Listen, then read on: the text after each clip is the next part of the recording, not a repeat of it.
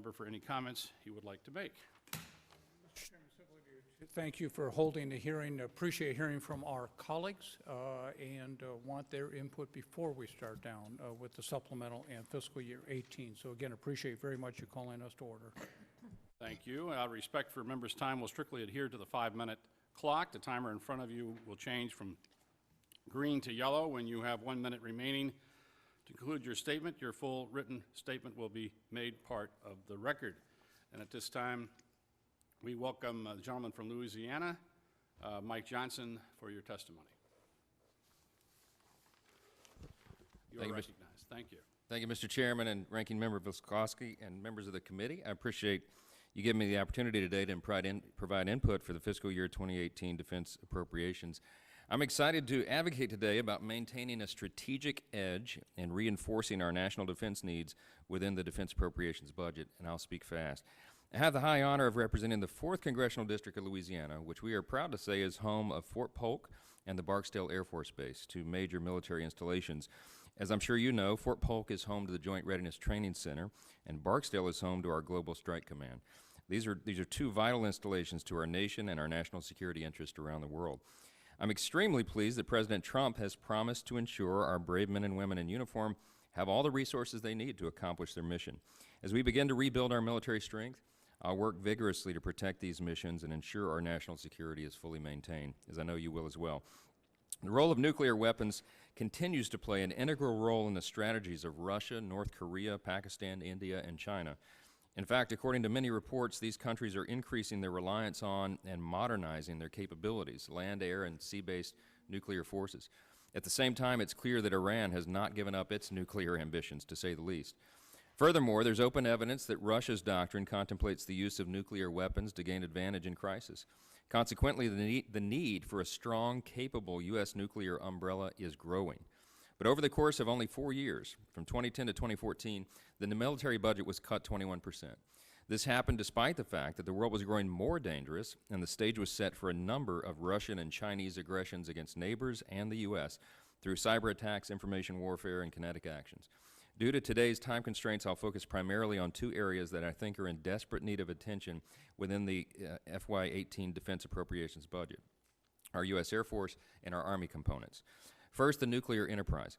I'd like to offer my support for the President's stated plan to prioritize our nuclear enterprise through modernizing our deterrent capabilities in the upcoming defense budget. Thankfully, despite ideological differences, Congress has taken a clear stand on expressing its support to the long-term commitment of Barksdale Air Force Base, which is home to the U.S. Global Strike Command and responsible for the majority of the nuclear triad and enterprise. I want to highlight the important and good work being carried out by the Air Force. This includes the decision to elevate Global Strike Command to a 4-star command, an effort that's already begun to demonstrate important rewards. Unfortunately, I was discouraged to see that some recent budgets fell short of fully addressing items for specific Air Force needs related to improvements at Global Strike Command. That's why I ask that in the budget before us today, the committee strongly considers working to fund advancements absolutely necessary to upgrade and maintain a technological edge over America's adversaries.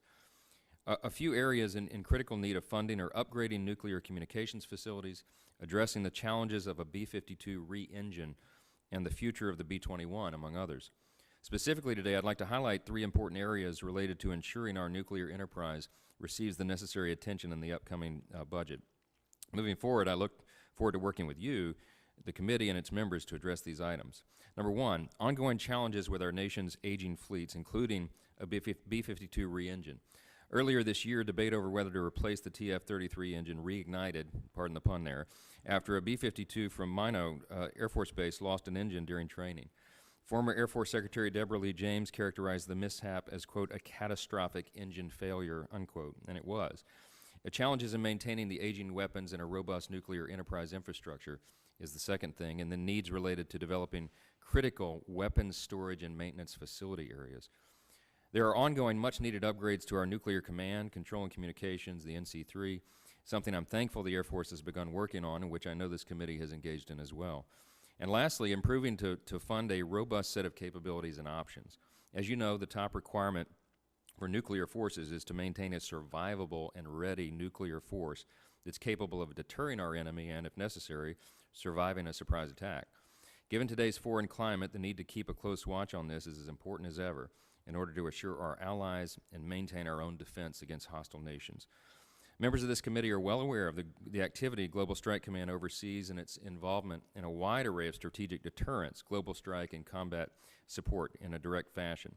The Bomber Command, 8th Air Force, is in charge of our aging fleet, and Missile Command, 20th Air Force, is in charge of the U.S. intercontinental ballistic missiles, ICBMs, which are critical to our deterrence and global strategy.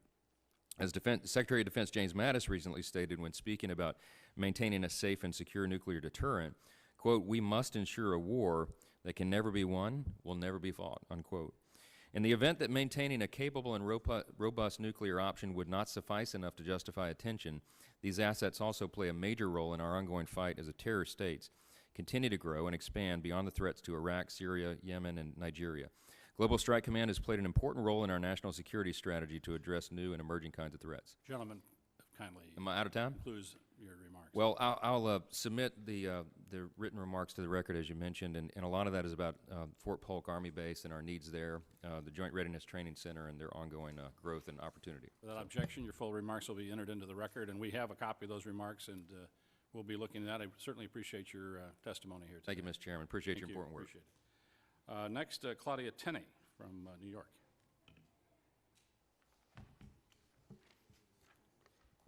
Good afternoon. Thank you, Mr. Calvert, Ranking Member Visclosky, and other members of the Defense Appropriations Subcommittee. Thank you for providing me with this opportunity to testify. As the mother of an active duty Marine officer and a member of Congress representing New York's 22nd Congressional District, I take my constitutional responsibility to provide for our common defense very seriously.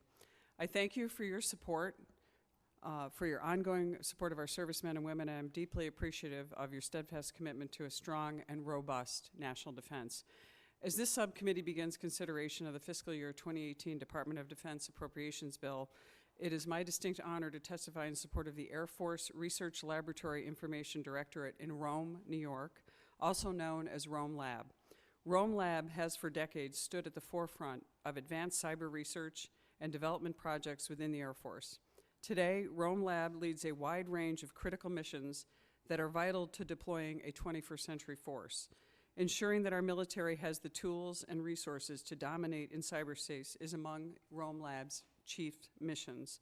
On today's high-tech battlefields, our country's superiority in cyberspace is critical.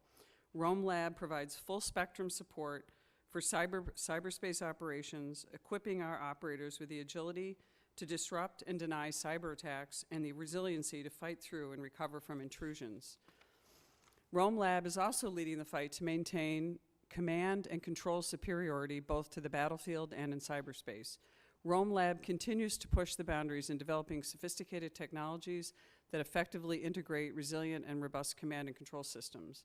The advancements made by Rome Lab have provided our military with greater situational awareness through improved unified planning systems and enhanced mission-focused autonomy.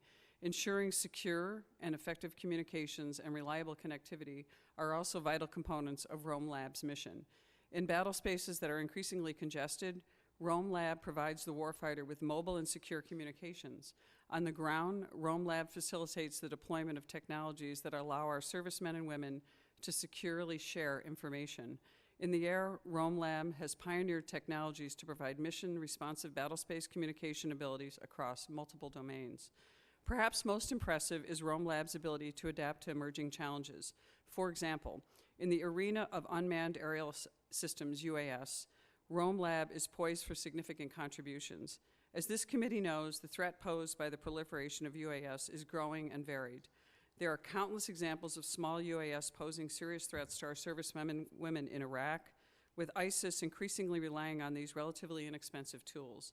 With expertise in cyberspace, command and control, communications and connectivity, and with the continued support of this subcommittee, Rome Lab will lead the charge to find innovative ways of detecting, identifying, and disabling potentially hostile UASs.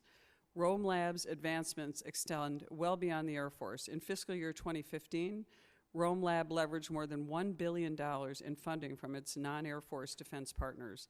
This additional funding has helped Rome Lab serve the critical and otherwise unmet research needs of the Department of Defense.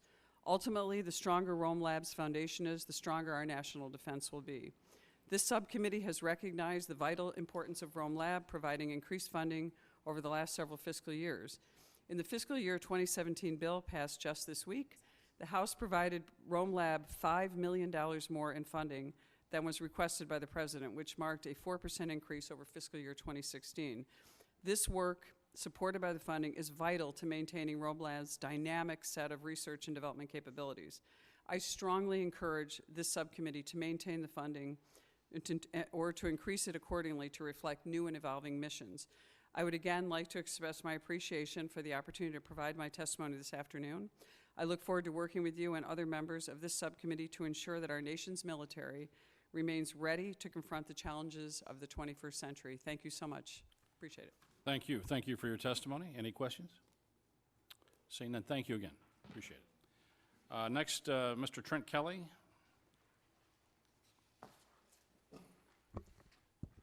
Thank you, Mr. Chairman, and thank you, Ranking Member Visclosky.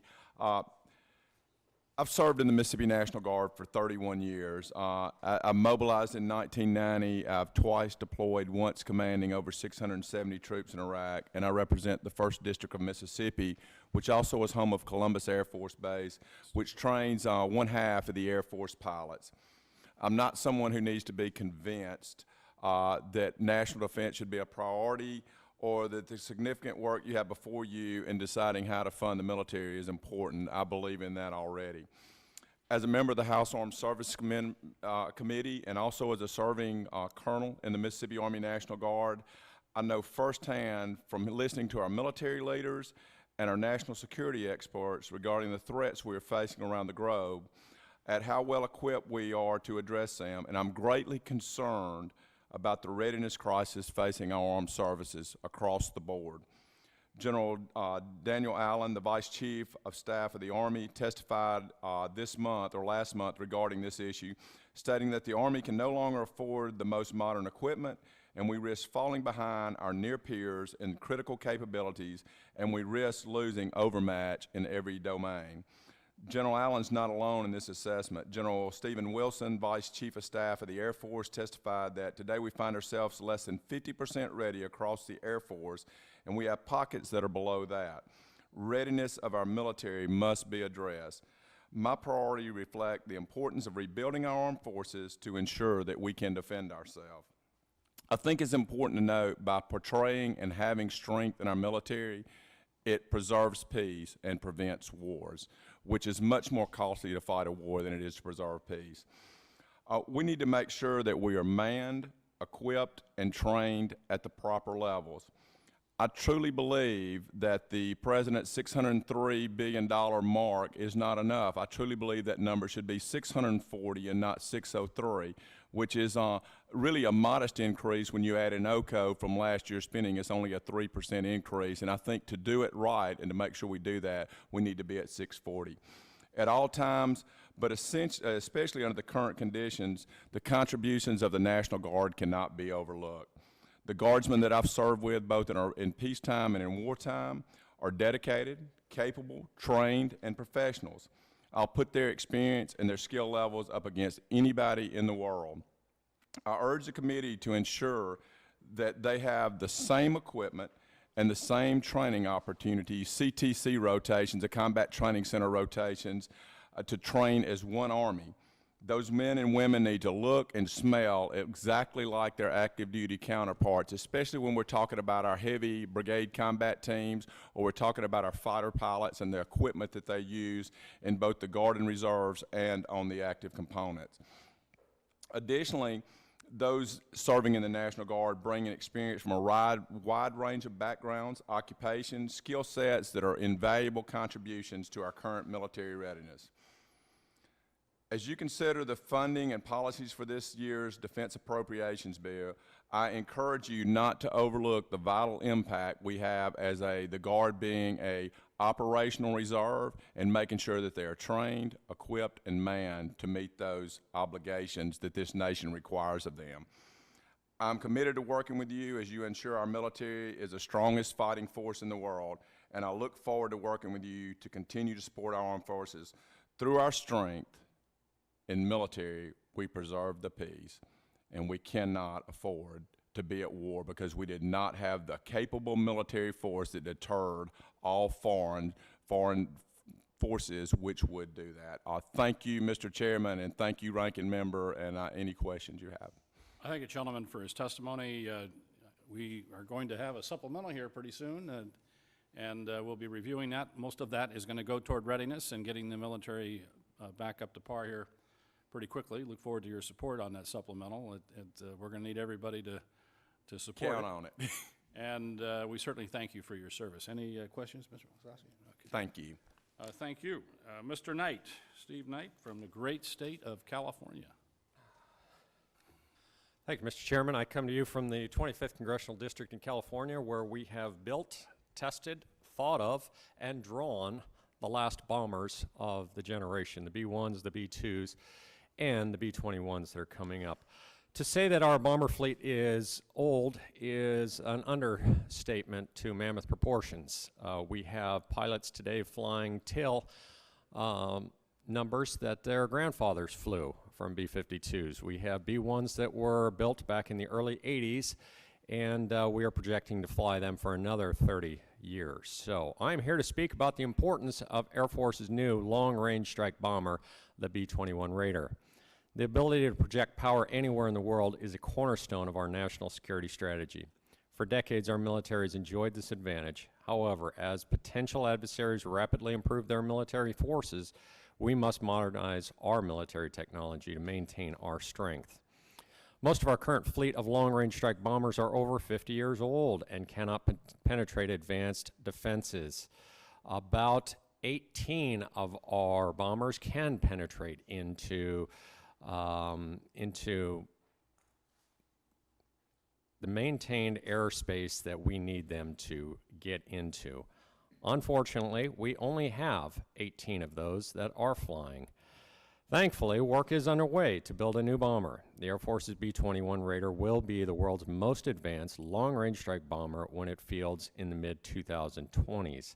It also offers noteworthy cost-effective advantages over older fighter aircraft and bomber aircraft. It carries larger payloads, requires fewer aircraft, and puts fewer men and women in harm's way to accomplish the mission. The Chief of Staff of the Air Force, General Goldfein, expressed the need for the B-21 when he stated, in the short term, we prefer to have more penetrating long-range capacity to ensure persistent air operations in long-range scenarios. For this reason, the B-21 is an operational imperative, and we must ensure it remains an affordable program in order to augment and eventually replace our legacy bomber fleet. I could not agree with the General's comments, and it is apparent that many of my colleagues here in the House feel the same way. As you might recall, last year a bipartisan group of 28 members wrote to this committee to voice support of the B-21 program and encouraged the committee to provide sufficient funding to keep the program on track so it is ready when we need it. It is also, in my opinion, for Congress to keep this on budget on time, because that is the only way that the American people are going to see that programs work, they come to fruition, we get them to the pilots faster, and they're to the warfighter in a much better manner. I'm encouraged by the committee's support for modernizing our nuclear deterrence capability, including the B-21. As you well know, we must ensure our military is never in a fair fight, and the B-21 will do that by enabling our military leaders to strike anywhere at any time. I thank you very much for your time, and I will take any questions. Thank you for your testimony. We're looking forward to that new bomber being built in the great state of California, so keep doing the good work. Any questions? Okay, you're Thank you very excused. much. Thank you. Next, Mr. McGovern. Thank you very much, Mr. Chairman and Mr. Ranking Member, and thank you for your patience in listening to all us members. It's like the Rules Committee. I also want to thank you for giving me the opportunity to testify in support of funding a competitive grant program for nonprofits that train service dogs for our veterans. Specifically, I asked the committee to support a minimum of $5 million for the Wounded Warriors Service Dog Grant Program. Obviously, if it could be more, I'd be thrilled because the need out there is so great. In addition, I request that the committee insert language addressing the benefits of canine therapy for treatment of PTSD and TBI symptoms, and I will include this language with my official statement. I also want to express my gratitude to the subcommittee for their assistance in securing funding for the program in FY15 and FY16. Already we have seen so many incredible success stories in which these dogs have helped veterans suffering from post-traumatic stress or physical limitations to reintegrate into the social framework of their families and communities, and often reduce their reliance on prescription drugs. Continuing to fund this program at least $5 million a year would allow awardees to continue this all-important work. That being said, even with this grant program, many nonprofits continue to have waiting lists of veterans in need of service dogs. And given that the FY18 will likely see an increase in defense spending, my hope is that this subcommittee will consider appropriating more than $5 million to grow this already successful program. Mr. Chair, with so many of our veterans returning from war bearing both physical and emotional scars, we must ensure that they have access to treatments that work. Service dogs have been shown to have a positive effect on the treatment of PTSD and TBI symptoms, and it is not a coincidence that we have seen a significant growth in the demand for these service dogs as more of our veterans are returning home in need of this assistance. Last Congress, I had the opportunity to visit the National Education for Assistance Dog Services, or NEADS, located in Princeton, Massachusetts. I heard amazing stories about how service dogs are helping to treat veterans with physical disabilities as well as those suffering from post-traumatic stress. This nonprofit organization has connected many deserving veterans with service dogs over the past few years with incredible results. Like other similar nonprofits, NEADS customizes the training of each dog to serve its future owner. Depending on the owner's needs, these dogs can be trained to retrieve medicine from a refrigerator, turn the lights on, and scan an empty house before the owner enters, guard an owner's back in a public setting, and even wake up an owner from a nightmare.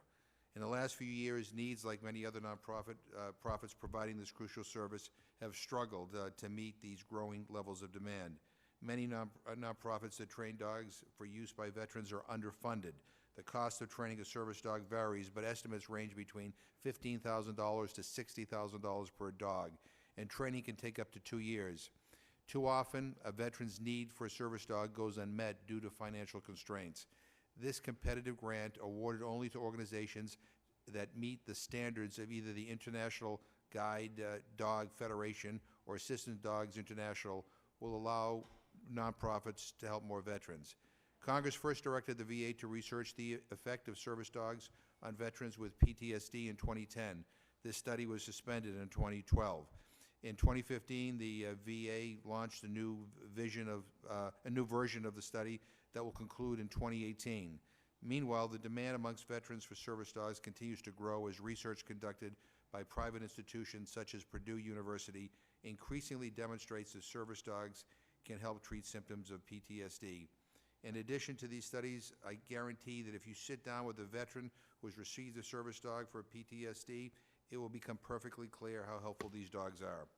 So, Mr. Chair, with so many of our veterans coming home from war suffering from post-traumatic stress disorder and other physical disabilities, it is critical that we offer them multiple treatment options. And while the VA continues its exhaustive research on the topic, we have wounded veterans who attribute their recoveries to service dogs and other veterans for whom a service dog could be key. So rather than relegating these veterans to a waiting list, let's continue to support these highly technical nonprofits so that they can continue to do what they do best, help our veterans. So I ask this committee and my colleagues on both sides of the aisle to fund this competitive grant program, and with that, I appreciate your time. So I thank you for your testimony. Mr. Wiskoski. Mr. McGovern, appreciate you testifying on behalf of those who have been injured in the defense of this country, but also want to thank you very much for your continued advocacy, asking that Congress be involved as far as a new authorization for the use of military force. Appreciated your comments in the Rules Committee on Tuesday. I know you're joined by colleagues such as Mr. Cole and others. Understand you addressed the issue again yesterday on the floor, as well as Ms. Lee, and certainly hope, particularly with the new administration, that we come together and we have a role to play here, as well as the changed world. So I appreciate your advocacy very much. Well, I Thank you, appreciate Mr. your Chairman. comments. Thank you. Thank you. Thank you for your testimony. Ms. Hostler, you're now recognized. Yeah, our previous Witness is not here yet, so. Thank you. Good afternoon. Good afternoon. Found a new room in the Capitol. It's a Didn't know good ex- place. You're recognized for 5 minutes. Thank you so much. I appreciate the opportunity to visit with you as a member of the House Armed Services Committee and to share with you some priorities that I believe is very, very vital as we move forward in this year's budget. Recent reports have indicated that the Trump administration intends to submit a budget with a defense top line of $603 billion for fiscal year 2018. While I applaud the President's intention to increase our military funding with a, quote, $54 billion increase, this assertion does not tell the whole story. The $603 billion number is actually only an increase from the sequestration limits that have wreaked havoc on our military for the past 7 years.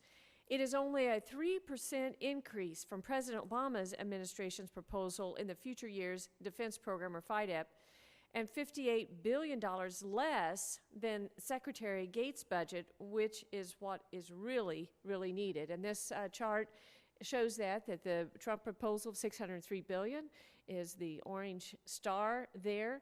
And you see that the Gates budget, which was the last time that we really had a budget aligned with our defense objectives, shows that we should be getting far more at this point. So our military today is facing a severe crisis. We expect our men and women in uniform and the equipment they deploy to be able to decisively win a current conflict and posture our forces so another enemy doesn't even think they could challenge the United States if they tried. Yet this ability is in jeopardy. According to the Vice Chief of Staff of the Air Force, and this is shocking, less than 50% of the Air Force's fighter and bomber force are able to fight and decisively win a highly contested fight against a near peer such as Russia or China. In fact, an engine literally fell off of a B-52 bomber while training in North Dakota recently. According to the Vice Chief of Staff of the Army, of the 58 brigade combat teams that our nation depends on to deploy overseas and defend our freedoms we comfortably enjoy here, only 3 could be called upon to fight tonight. 3 out of 58. Based on current readiness levels, the Army can only accomplish defense requirements at a high military risk. As General Allen stated in his testimony last month before the Armed Services Committee, if we continue down this path, quote, the end result is excessive casualties, both to innocent civilians and to our forces, unquote. We cannot allow this to happen. According to the Vice Chief of Naval Operations, 2/3, 67% of our Navy's strike fighters, the planes that are launching the entirety of the Navy's attacks against ISIS, cannot fly. 67% of the naval aircraft cannot fly. And sadly, in 2015, the Marine Corps aviation deaths hit a 5-year high as aircraft failed or pilots lacked adequate training hours. This is unacceptable. Regardless of your budgetary priorities, I call on each of you to recognize that it is our responsibility in Congress to provide support for our men and women in uniform while they selflessly serve our nation. House Armed Services Chairman Thornberry and Senate Armed Services Committee Chairman McCain have both laid out what the Department of Defense needs to begin buying back the readiness that has left our force hollow. Our military needs $640 billion to begin the restoration of its forces that the American people expect and need in today's world, not $603 billion. If we do not meet the budget of $640 billion for the Department of Defense, we will be shortchanging our military and capabilities they need to fulfill their mission. We will impose too great of risk in air dominance, naval presence, ship recovery, facilities maintenance, ground forces, medical readiness, nuclear deterrent requirements, national security space defense, ballistic missile defense, and cyber capabilities. Each of these requirements is crucial to our national security, and we would not be able to have those met without it. Our men and women in the military must stand ready and actively fight a resurgent Russia, an emergent China, an unstable North Korea, an unpredictable Iran, and widespread violent extremism. The demand for our forces has never been so high and our readiness has never been so low. It is within our power to reverse this. I ask you to work with me and others on the Armed Services Committee to give our servicemen and women the resources they need to build our military and to keep our nation safe. Thank you. Thank you. Thank you for testimony. As you know, we're going to have a supplemental coming here pretty soon to address some of those readiness issues, and look forward to your support with that. And obviously, we have some great needs for our United States military, so we appreciate your testimony. Next, Mr. Winstrup.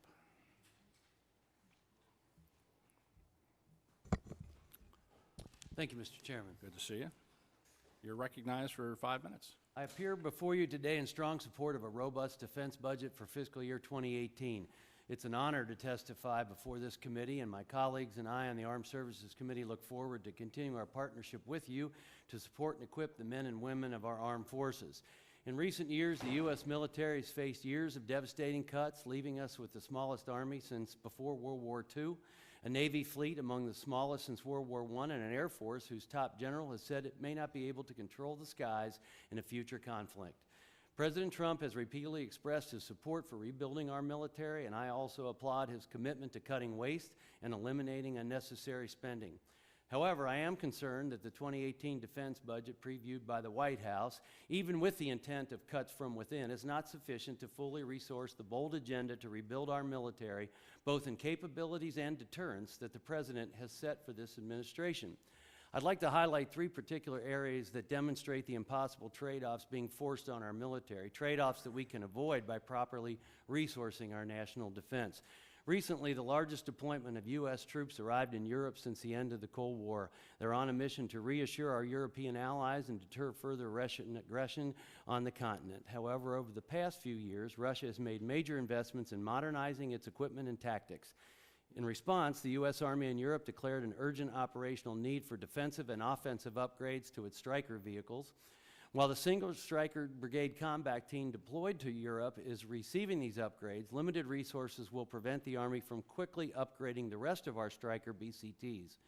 In fact, the production rate is at risk of falling as low as 1 brigade every 3 years, a lethargic pace for critical upgrades to an essential combat capability.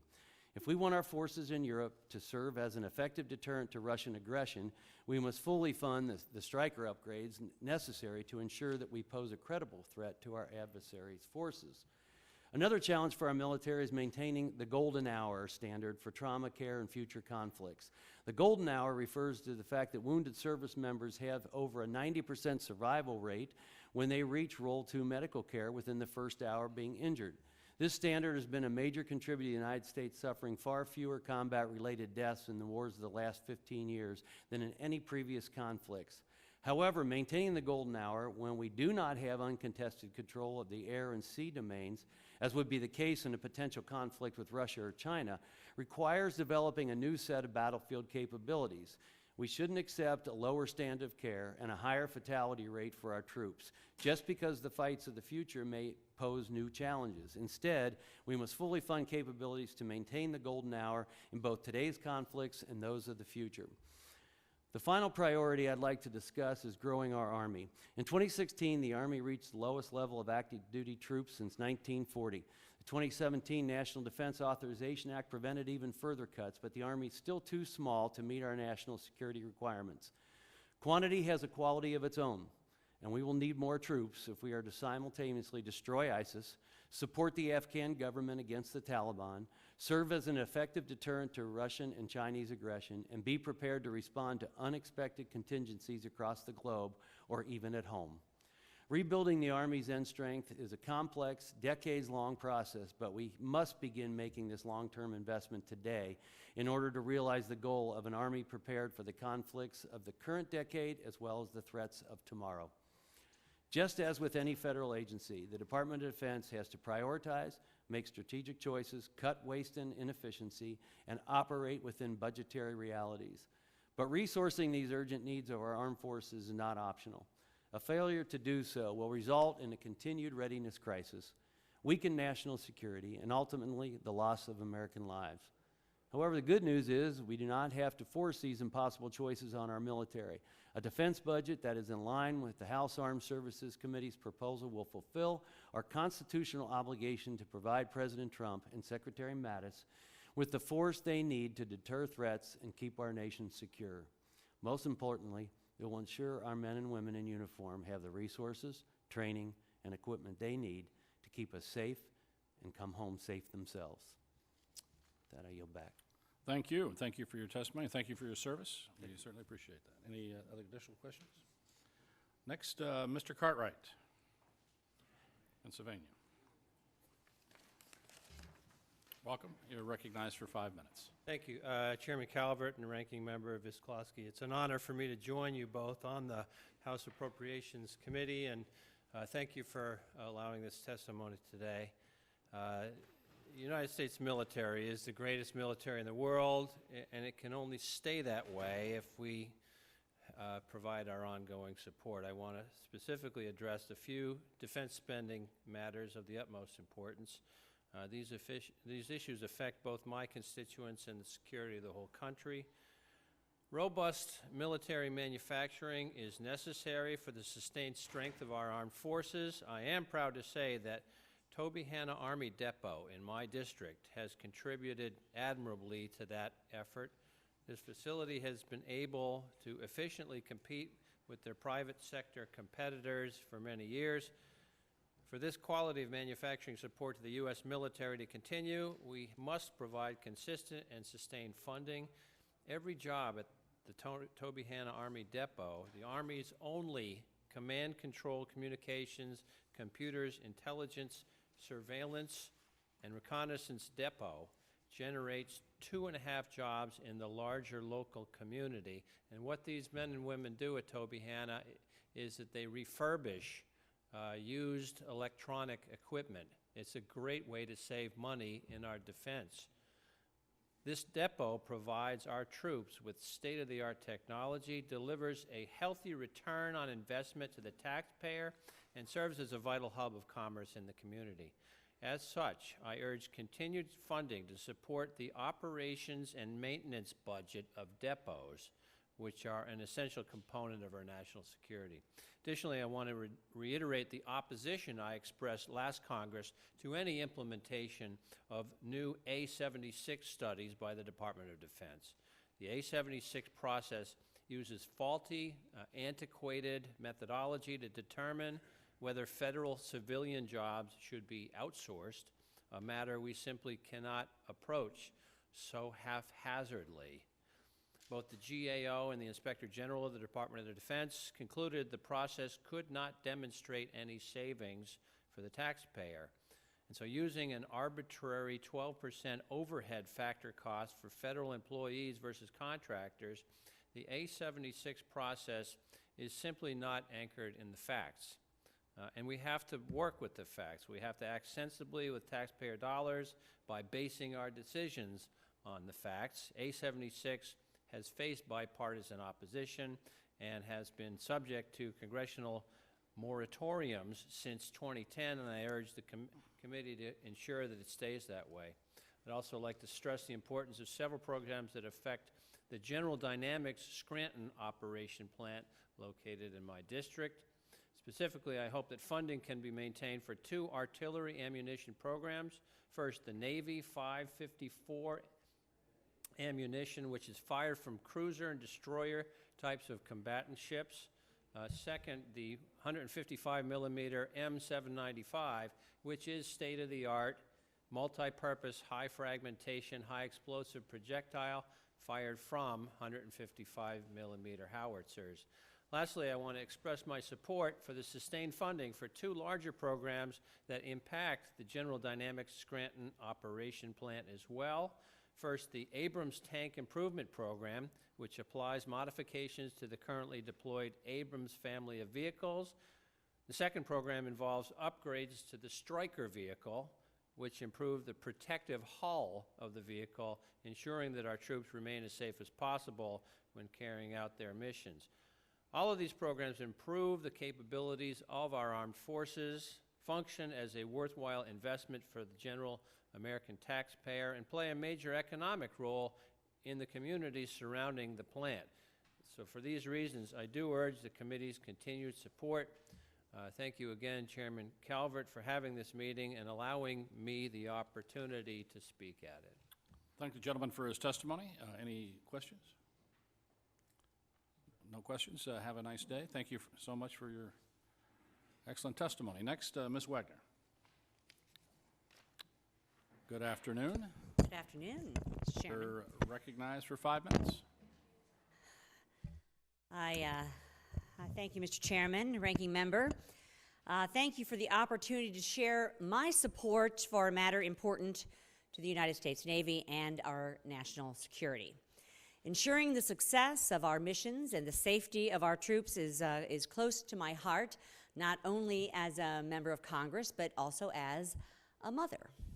My son, a West Point graduate, is an Army Ranger, currently serving as an active duty captain in the 3rd Infantry Division at Fort Stewart.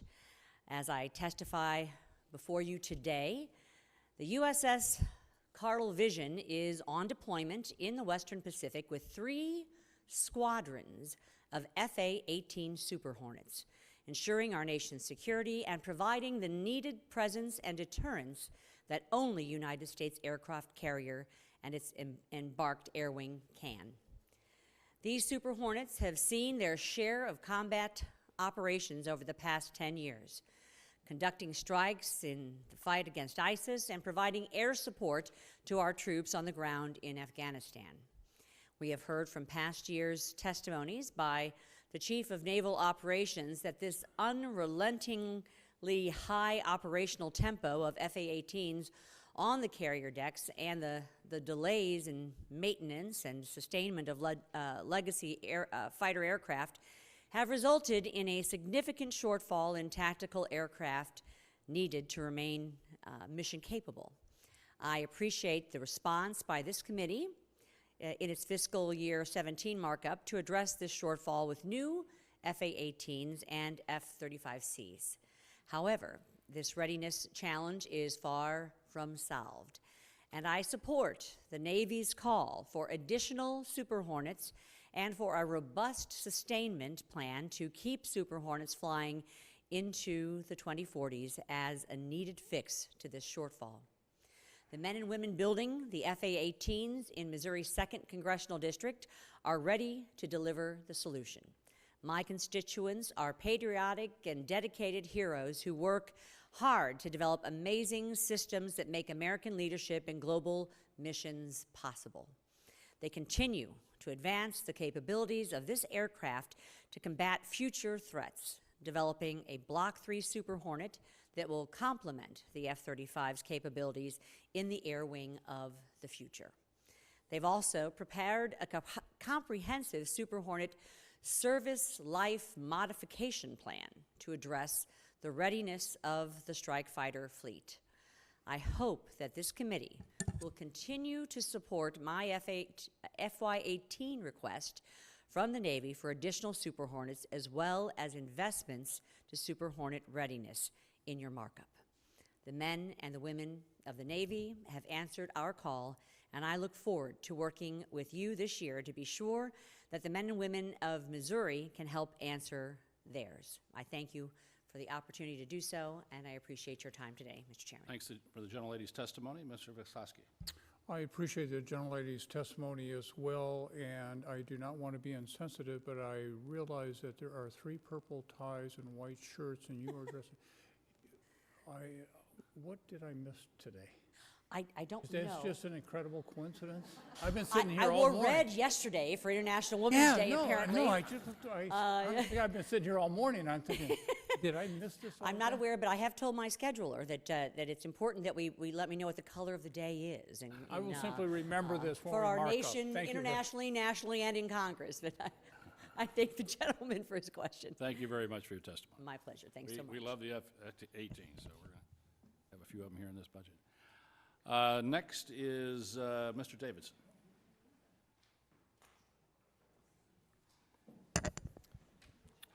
Thank you, Mr. Chairman. Good afternoon, and you're recognized for 5 minutes. Thank you. It's an honor to come before your subcommittee. Thanks for the work you're doing to help get our Defense Department on a path to a stronger capability. And I just recognize that there are so many priorities competing for scarce dollars. And all these things have a big implication. As a former Army Ranger, I was blessed to serve with some of those who served near the tip of the spear in our country in earlier days. But all these macro decisions are made up of many small things. And so I wanted to come before you and highlight one such small detail that could escape notice. And it's a small $5 million program. And as you consider the FY 2018 DoD Appropriations Act, I'm asking the subcommittee to provide a generic increase of $5 million in the Air Force Base procured equipment for the purchase of civil engineering, construction, surveying, and mapping equipment. This will upgrade the surveying equipment throughout the Air Force's engineering units. These units perform rapid response and often critical construction, surveying, and mapping in garrison or in deployed theaters of operation. They provide the needed support and heavy damage repair of bed-down weapon systems in bare-base, high-threat environments. However, existing Air Force civil engineering equipment is over 15 years old, much of which was discontinued over 7 years ago. Thus, maintenance cost is prohibitive, and some equipment in the Air Force is no longer being maintained. This has adversely affected the civil engineers' readiness and ability to conduct critical missions and imposed additional maintenance requirements on aircraft because of maintenance capability being degraded. I'm hopeful that the committee will make sure that our engineers have the support they need to provide the reliable runways and facilities for meeting the mission and supporting the other investments we make in modernized aircraft. Thank you again for this opportunity to testify before the committee. Thanks for the work you're doing. And on behalf of the airmen at Wright-Patterson Air Force Base, Springfield Air National Guard Base, thanks for the support you lend them. Thank you, and thank you for your service. And you have a great base there, right, Pat? What's the oldest air base in the United States, I believe, so. It is. You're having is this your 100th anniversary this year? It is the 100th anniversary this year. That's right, because March Air Force Base is on the West Coast, and we have ours in next year or the year after, so pretty close. Very good. But thank you for your testimony. Thank you. Any other questions? Next is Mr. Gallagher.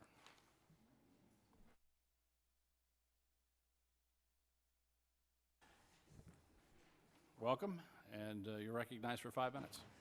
Thank you, Mr. Chairman, and distinguished colleagues. As a Marine Corps veteran and a member of the House Armed Services Sea Power and Projection Forces Subcommittee, I look forward to working with you to fulfill our first and foremost responsibility of keeping the country safe. To do that, we need to be able to project power throughout the world, which in turn depends in large part on our willingness here in Congress to provide and maintain a robust naval fleet, as duty dictates according to Article 1, Section 8, Clause 13 of the Constitution. Thanks to mindless defense sequestration, however, we have been derelict in that duty, and as a result, the Navy is the smallest it's been in 99 years, currently satisfying only 40% of the demand from regional commanders. But we now have an opportunity to turn all that around. We now have an opportunity to answer the Navy's own call for a 355-ship fleet. In support of this effort, it is my honor as a member of Congress to represent the highly skilled American workers who build the Freedom-class Littoral Combat Ship at Fincantieri Marinette Marine in the 8th District of the great state of Wisconsin. Every day, 2,200 workers pass through the shipyard's gates, they don their hard hats, and they go to work building American warships that allow the Navy to conduct critical missions such as anti-submarine warfare, mine countermeasures, ISR, and surface warfare. The construction of these ships in turn provides much-needed local high-skill, high-paid jobs for the shipyard and over 200 contributing subcomponent producers. Continuing down the path of sequester, or even embarking on a decades-long development of a new small surface combatant, would result in the loss of some of the most highly skilled workers in the world. Reconstituting this workforce would be tremendously difficult, if not impossible. It would also do enormous damage to our naval capabilities. My point here, Mr. Chairman, is not simply parochial.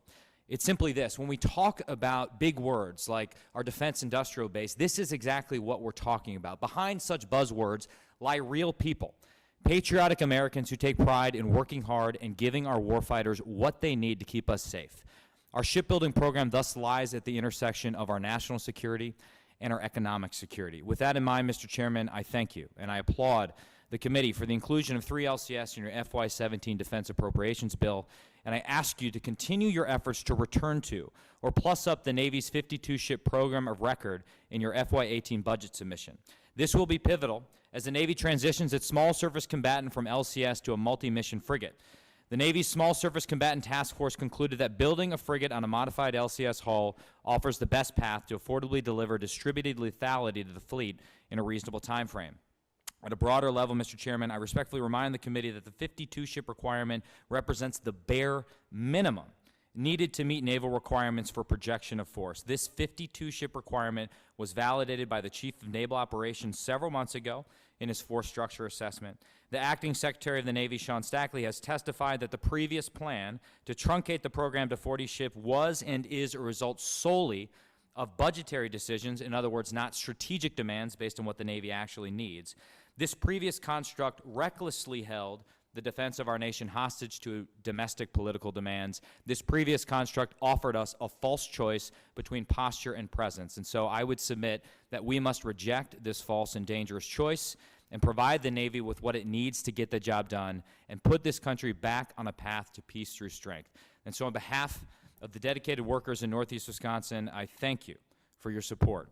Today, those workers will walk through the gate in Marinette to build some of the best ships in our Navy, constantly improving their craft every single day to deliver a better product for less money, to give our warfighters what they need to keep us safe. They are doing their jobs, and so we in Congress must do ours. Thank you, Mr. Chairman. And thank you for your testimony. You're absolutely right. The number of ships that we have today is totally inadequate, and we need to rebuild our United States Navy. And I believe that we're going to be on the path to do that at this point. So, Mr. Wisklaski? Chairman, just briefly, welcome to the United States Congress. Is Eagle River in your district or the 7th district? 7th. 7th district. Mother was born and raised there. Sorry about that. Are you a Packers fan, sir? I'm sorry? Are you a Packers fan, sir? I have to tell you that she ended up moving to Lake County, Indiana, and I grew up with the Bears, but actually this is another story. We're on the record. I'll talk to you later. Packers football is part of our national security as well. Good luck to you. Thank you, sir. Mr. Chairman. Thank you. Thank you, Mr. Chairman. We are going to wait a minute. We're waiting on Mr. Webster, I think, is coming here. So.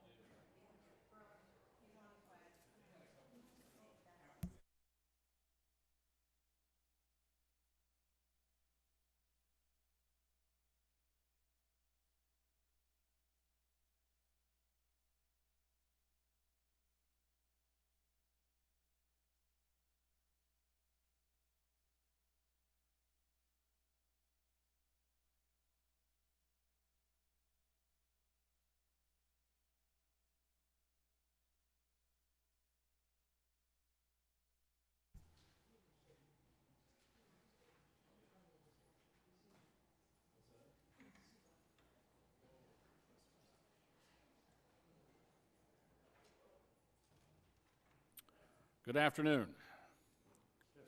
Am I next? Or last? You're next and last. So we appreciate your coming in, and you're recognized for 5 minutes. Fantastic. Thank you for letting me be here today. I appreciate the opportunity. Thank you for having these listening sessions. How's that? Thank you for having these listening sessions. They're good for the peons like me. We really appreciate it. I have two requests. One of them is for the Civil Air Patrol, for them to be the auxiliary of the United States Air Force. I would request that they would get $43.1 million. That would be a $3.1 million increase over current funding. That would be for upgrades that they're going to have to do based on the FAA. All U.S.-based aircraft have to have avionics improvements. They're going to have to do the same. They don't have the money to do that. It's about half of that request. A couple other things dealing with cybersecurity and communication equipment, which also is a requirement they're going to have to do, would be included in that request. And my second would be the Navy has had, in the Defense Review, they initially recommended in 2010 that a carrier be based in Mayport in Jacksonville. That has not changed. The Navy Secretary, Chief of Naval Operations have repeatedly asked for that to take place. At present, our nation only has one carrier base in the eastern seaboard at Norfolk, and I would say I would be speaking for the entire Florida delegation to say we would like to see that take place. So for fiscal year, both of those requests would be for fiscal year 2018. That's it. Thank you, Mr. Well, you're Chairman. carrying on the tradition of Andrew Crenshaw, who was Yes. always asking for a carrier to be based in Florida. So we'll certainly, take that into consideration, and we appreciate your testimony. And so being a former pilot, I understand the importance of the Civil Patrol. So it's a great. That's my only two have requests. Thank you. Any other questions? Great. Thank so you for your much. testimony. Yep. This concludes the subcommittee's member day hearing. We appreciate our colleagues' testimony here today. The subcommittee stands adjourned. Okay. Did it.